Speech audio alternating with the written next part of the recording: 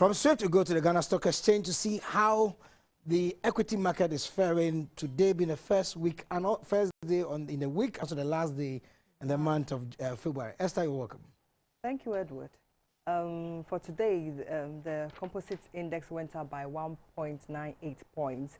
We're hoping that we'll see the positive trend till the end of this week. And also the financial stocks also went up by 3.6 points, partly due to the contributions of Cal Bank and SIC.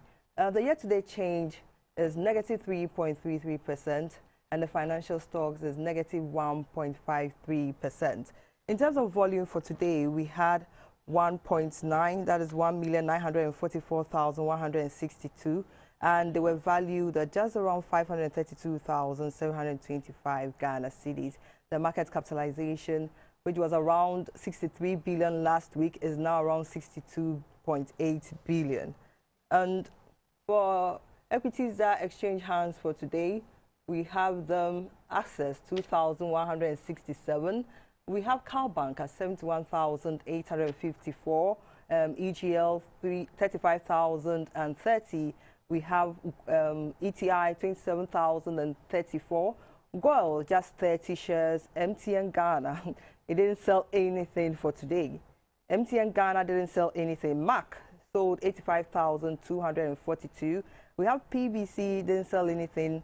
Standard Chartered Bank, it sold 1.7, 1,722 and 197 shares, and SIC didn't sell anything. So the equities that registered price change, it was Standard Chartered Bank, which gained the PESWA, and also 3 pesos from Cal Bank, which gave 3 pesos, yes. All right. That's about it for today. Thank you very much for the update from the Ghana Stock Exchange. We're going for a short break. When we come back, we'll hook up with Dominic Ando, an aviation analyst, that's the managing editor of Aviation Ghana, to talk to him about the impact of the sanctions imposed by EU and UK on its airspace against air flight or flight from Russia across their airspace. We're going to find out more how that's going to affect the global aviation industry and our part of the world as well.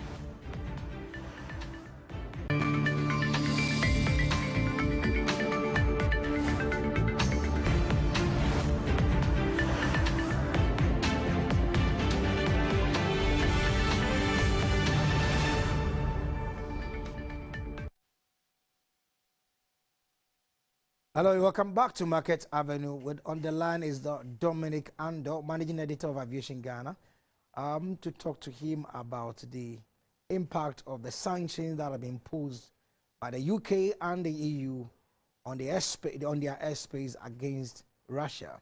Dominic, you're welcome.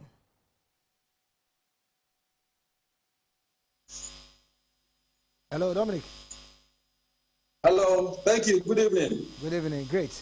Now, we've seen UK and the EU imposing a blanket ban on their airspace against flight from Russia. Essentially, if we look at this, how is this going to affect the aviation industry globally? Because we're just coming out of COVID-19. All right. So before attacking your question, we remember that a few years back, a passenger or civilian flight was shut down over Ukraine. And there were rumors that the ammunition used was Russian-made. So the first thing ICAO, which is a UN arm that deals with civil aviation, did was that it imposed a flight ban over Ukraine, Belarus, and some other few neighboring countries. Just so we preempt some of these things, where a civilian aircraft is mistaken for a military jet or military aircraft and shot down. So that was one of the things they did to preempt it. All right. Now, coming back to your question, the EU imposed a ban on flying over Russian airlines flying into EU. Essentially, the largest airline in Russia is Aeroflot. That's their Ghana Airways. Let me just say that. If Aeroflot is not flying to any of the EU countries, it means that they are losing revenue. Essentially, that's that for the Russians. For the other airlines, which ordinarily would have flown over Ukraine, it means that longer flights. For instance, if we are in Ghana and you are going to Niger, ordinarily we could have flown over Burkina Faso and get to where you are going, Niger or Mali. But now they're saying that don't fly over Burkina Faso. It means that we have to go around it the same way it's happening, what's happening in Ukraine. It means that airlines now have to take ordinarily a longer route to go around Ukraine safely because they have to avoid the airspace of Ukraine because of this conflict. What it means is that longer flights are expected, and with it, airlines or aircraft will require longer or more fuel to fly the same distance they would ordinarily would have flown if they were flying over Ukraine. So longer time on board the flights, cost to the airline in terms of more fuel being used to get to the destination. But that's essentially the price we have to pay if we are to ensure the safety of civilians on board civilian aircraft so that it is not mistaken for military jet and shot down. So in terms of passengers, will this translate into additional cost? Not directly resulting from the ban. What will happen is this. Between Ukraine and Russia, they are some of the largest producers of crude oil on the planet. And because of this conflict, crude oil prices yesterday shot up above $100 per barrel, which will translate into higher cost of crude oil or price of crude oil if the other countries don't step up and ensure that there's enough supply in the system. Essentially, the disruption to supply chain also affects the supply. But if there's enough in the system, then probably we can keep the price $100 per barrel or below. But if they are not able to step up, it means that there will be shortage or supply will be limited. And if there's more demand than supply, you know what happens? The price will go up. We may even expect that it will go up above the $100. In fact, before this conflict, the price was already inching up already, $70, $80 per barrel, before you realize $100 per barrel less than 48 hours into the conflict. It tells you that the price of fuel will remain relatively high, and it will translate into high transport fares. And if there are high transport fares, whether by air or by road, you know there's socioeconomic impact on other sectors of the economy. Distributors, transporters, traders, they all cut their goods either by air or by road. And we expect that it will translate into higher prices going into the future. All right. Thank you very much, Dominic, for your time. We're going for a short break. When we come back, we'll hook up with Kojo Jan and Kojo Kusi Krumfimpong, also a financial analyst based in the UK, to find out more about the swift sanctions that have been imposed on Russia.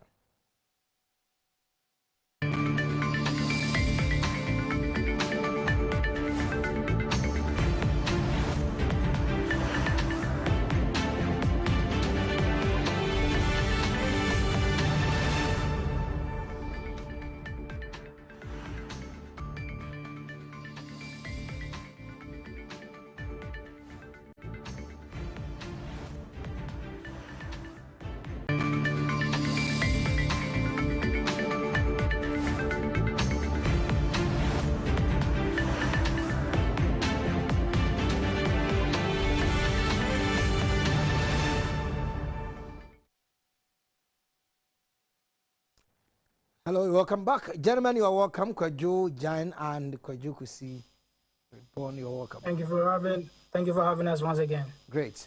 Now, let me start with Kojo Jan. We're told by Bloomberg that Ghana cedi is one of the worst performing currencies on the continent of Africa. What is your take? Well, thank you for the question. Interesting enough, if we all remember, in February 2020, Bloomberg, adjudged Ghana's cedi as the best performing currency against the dollar among 140 currencies. And so this is a big, if you want to call it, big fall from grace. So it's quite interesting. And of course, I think that most financial analysts will not be surprised about this current situation Ghana is going through because, as you know, the country is struggling with with debts, and of course, revenue mobilization has been a big problem for the government at the moment.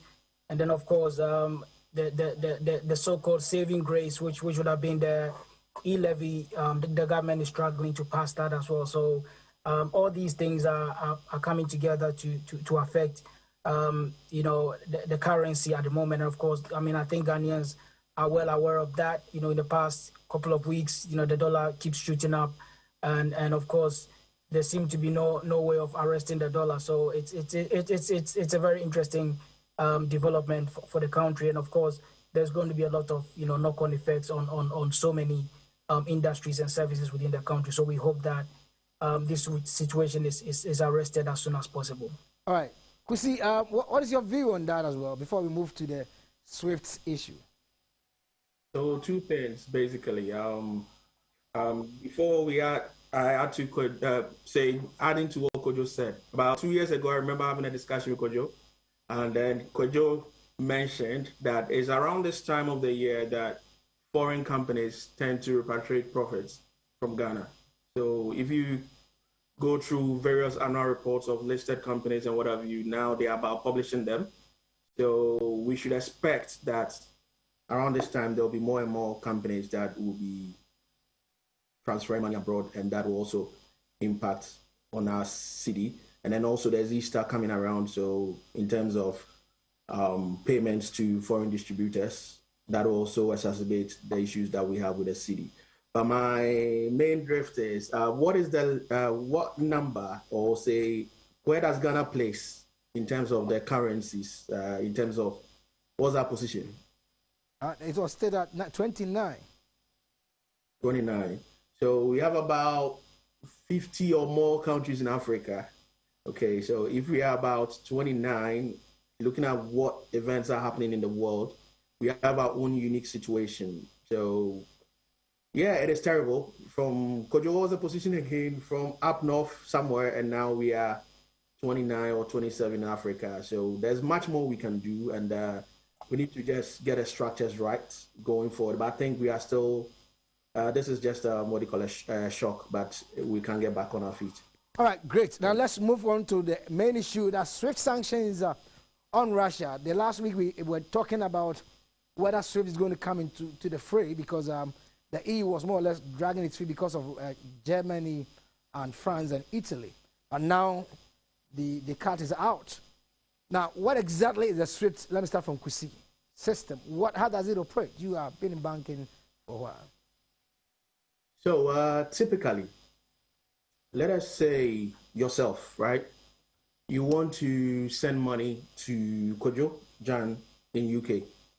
What tends to happen is that your bank, your local bank, would not be able to just transfer the money. So SWIFT is a messaging platform between banks. Okay, so they tell one bank that, oh, we are sending this money across, and what tends to happen is that there's something we call correspondent bank. It's a network of banks. So I have a relationship with you, you have a relationship with someone, the other person has a relationship with my bank, and that is how the money moves from one bank to the other. So it is not just that you go to your bank, you send money, and it comes to me, but it has to go through a series of interlocking banking relationships. So what tends to happen also is that the money that is supposed to go to Kojo Jan, I may have an account with Kojo, so Kojo will debit or credit my account depending on which part of the chain the money flow is going through. So the physical money does not necessarily go through the wires, but it's a message. So I send a message typically between an individual and 103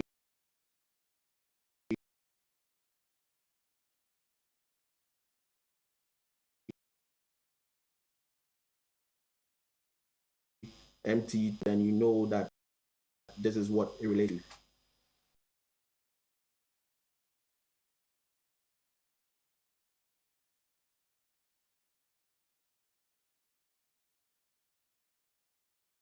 So basically, that is what is. Yesterday. Will this cause Russia to perhaps mitigate an invasion in Ukraine?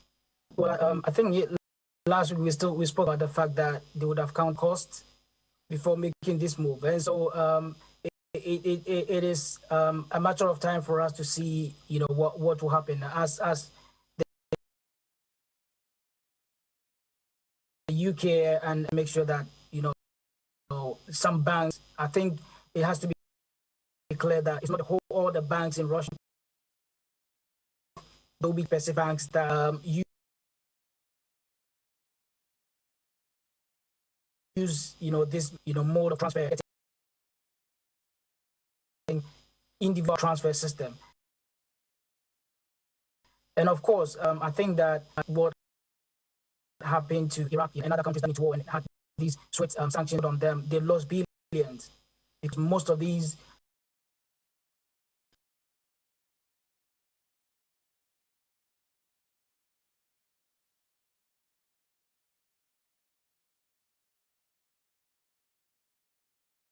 I think that the EU or the UK hope that this will be the turning point for Russia. As we've been seeing for the past few days, people are already preempting it, going to the banks, trying to take out their money. I think there's already panic, within the Russian, banking system where people are just going out, withdrawing their money, thinking that, if this ban comes in, there could be some ripple effects. And so I think that the EU and of course the UK are hoping that this will be the game changer, and hopefully it is. Now, Kusi, we told that Russia has a substantial reserve of about $600 billion. Can't these help Russia to shrug off these, punitive measures that have been extended to it by Western allies? Okay, before I target that particular question, there's something I need to add to what Kojo just mentioned. Okay, so what has happened is those individual or 5 individual banks that have been targeted, they were targeted for a reason. And the reason being that, it is not just Russia that is at war. Just yesterday, we heard that missiles have been flying from Belarus. So Russia has certain proxies, right? Like Uzbekistan, Kazakhstan, and the former countries, Soviet Union. Mm-hmm. Yeah. And what has happened is, let's take a bank like Sberbank. It is the biggest bank in Russia. Okay, as we speak, Sberbank in Europe is, give or take, within the next 2 days, they might close that bank. I'm not saying that, but that's what the news reports are saying. And what does that mean for banks across the world, especially the former Soviet bloc? What that means is that is the bank that most of them use to access SWIFT.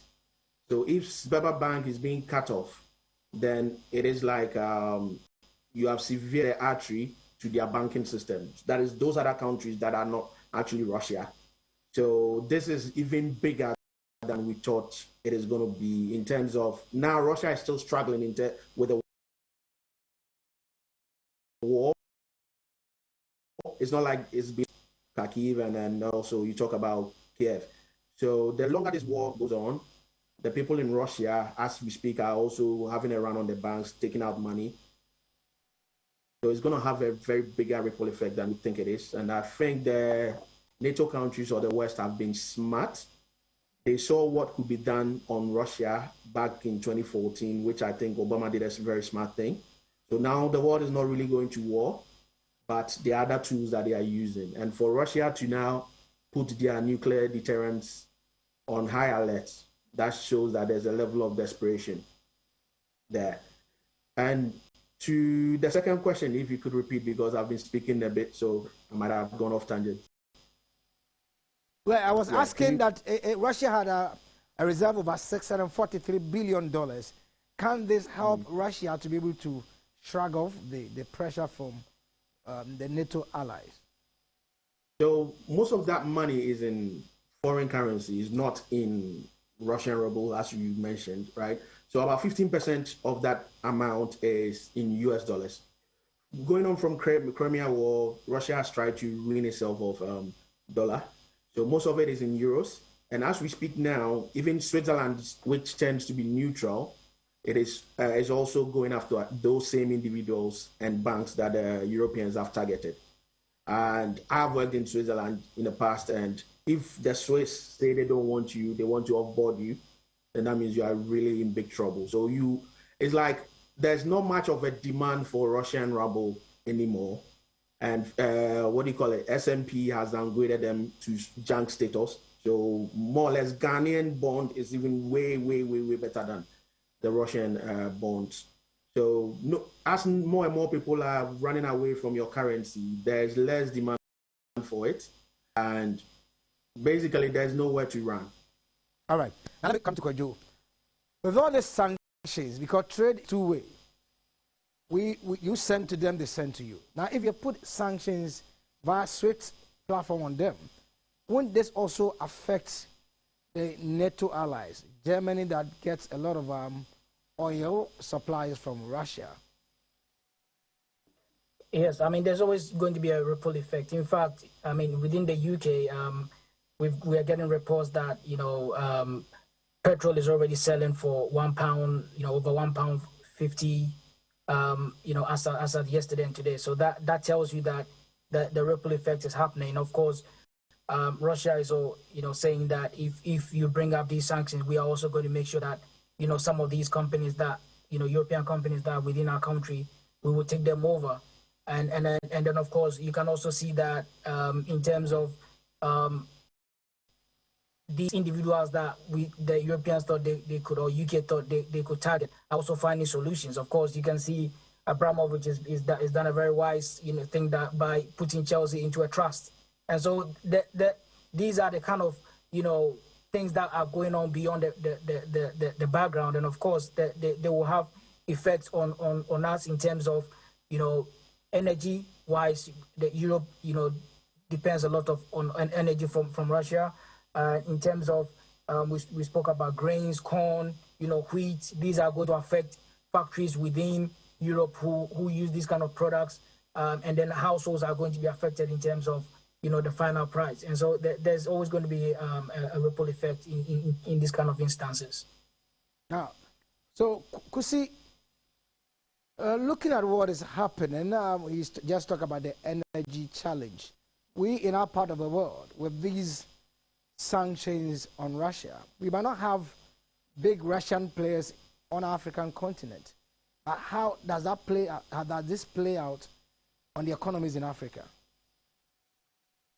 So, as Kojo rightly mentioned, Germany is having to suffer by, first of all, curtailing the Nord 2 stream. But for countries in Africa, Ghana, Nigeria, and any oil-producing country, this is a chance for us to also be big players and get investment from Europe. We've already had that establishment where France and UK, for instance, have had colonies across Africa.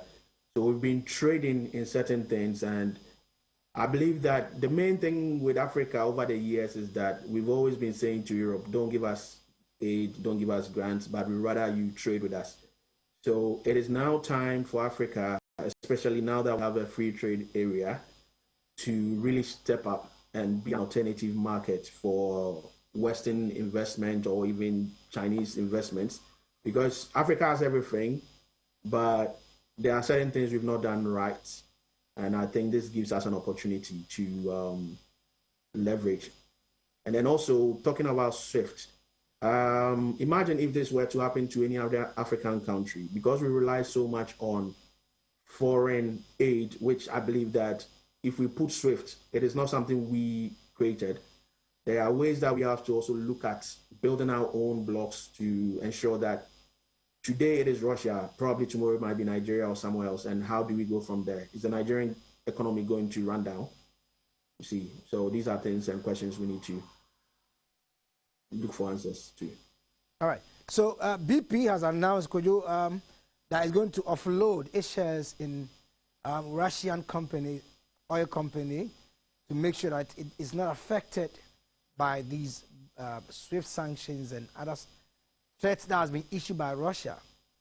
How is this going to help BP and make sure that it's not affected so much by this move by Russia to nationalize some of the companies that are owned by the NATO allies? Well, I think when you look even within the financial sector at the moment, every company is basically trying to make sure that they are either distancing themselves from any relationship with any Russian clients, or if they have any Russian clients, they're doing all the new due diligence to make sure that these new sanctions are not going to affect them. And of course, if you look at a company like BP, they wouldn't want to be seen as being part of anything that Russia is doing at the moment. So I think it's a step in the right direction. But of course, when you let go of your shares or anything that is within that country, you're making a loss. And the big question is that would that loss be transferred to the customers at some point?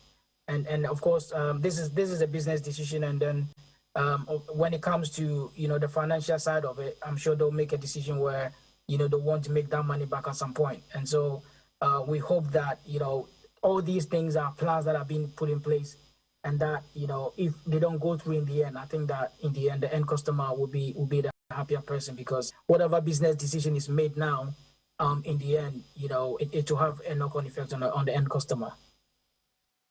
All right, in just a second, Kusi, what are some of the opportunities, even in this challenge, that need to be looked at and taken advantage of? Quickly, just a second, So in the payment industry, Africa has seen what we need to do. So in the not too recent past, we've mentioned that we are looking at creating a Pan-African payment platform. I think that is the way to go. You see, we have to price things in our own currencies. Gold should be priced in cedis. Cocoa should be priced in cedis. And cities like Obuasi or towns like Obuasi should have gold exchanges, and people should come and they will be paying the local craftsmen in our local currency, other than we exporting raw materials across Africa. Thank you. Thank you very much, Kojo Jan and Kojo Kusi, for your time. This is how we wrap up today on Market Avenue. My name is Edward Nyako. God willing, we'll come your way tomorrow with the SME narrative. Shalom.